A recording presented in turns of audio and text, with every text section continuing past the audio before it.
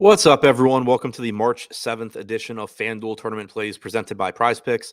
I'm your host, Adam Scherer. You can follow me on Twitter at ChipMyMoneyDFS. And as a reminder, you get one free month of Awesemo Plus Platinum when you sign up and make a deposit at PrizePicks. Be sure to use the code Awesemo to receive a 100% first deposit bonus up to $100. Tonight, we're going to take a look at 5 of the top tournament options on tonight's 8-game NBA slate for FanDuel.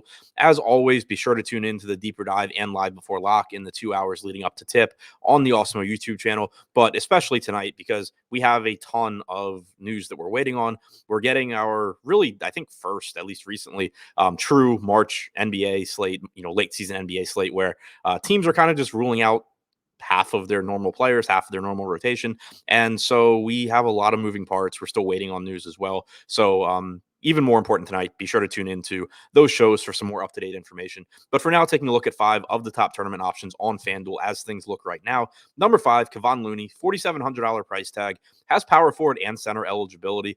He's projected for about 12% ownership, and he has a 17% chance of being in the optimal lineup. I'm trying to be somewhat cautious on minutes projections for the Golden State players tonight because they do still have 10 players available. We know Steve Kerr is one to try and use, to go deep in his bench.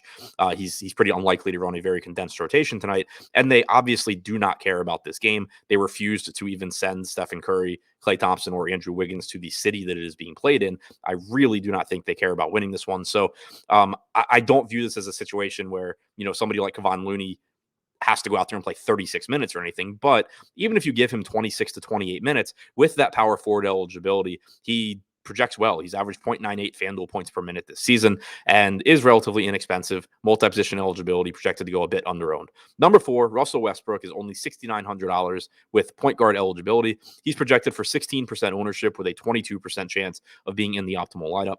Everyone knows how poorly Westbrook has played this year. It's been one of the most talked about things in the NBA as the Lakers really struggle, and Westbrook's, a big reason why. But even though he isn't producing nearly at the same level from a DFS standpoint as we have seen in previous years, he's not been a complete zero either. In the games that he's played this year without Anthony Davis and with LeBron James, Westbrook has averaged 1.09 FanDuel points per minute. Again, that's not what we expect from Westbrook, but he's not priced like the Westbrook of old either. You're not talking about having to get Westbrook to, pay off a $9,000 or a $9,500 salary tonight.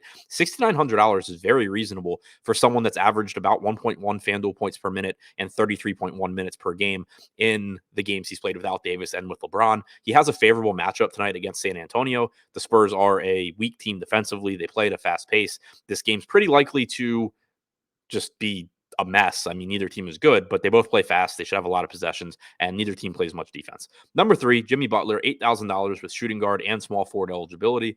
Butler is projected for 30% ownership, but has a 37% chance of being in the optimal lineup. Miami could get Kyle Lowry back. He was ruled out last night. Now he's upgraded to questionable. They also could have Victor Oladipo.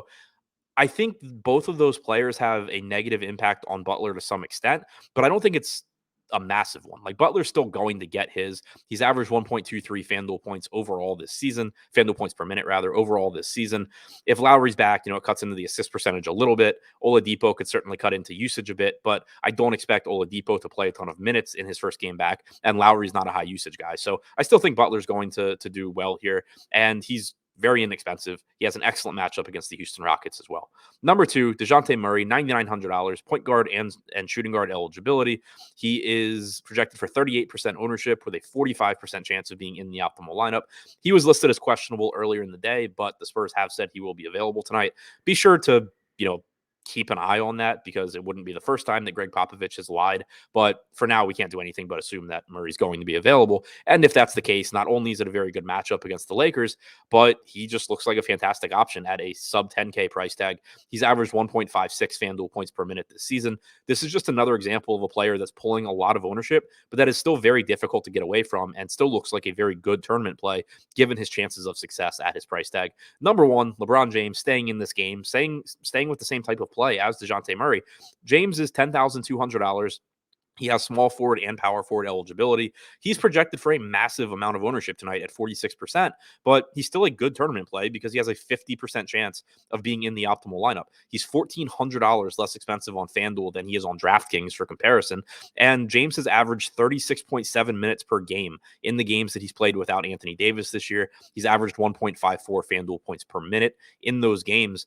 You can say what you want about the ownership, and obviously you can, in any individual lineup, you can always make a case for getting away from a 40 to 50% owned player, but it's really difficult to argue that James is overowned when he's showing up in optimal lineups 50% of the time, and he's just at an egregious price point here. So, there's plenty of other contrarian plays you can get to. I think that building around James is still a very strong way to approach tournaments tonight.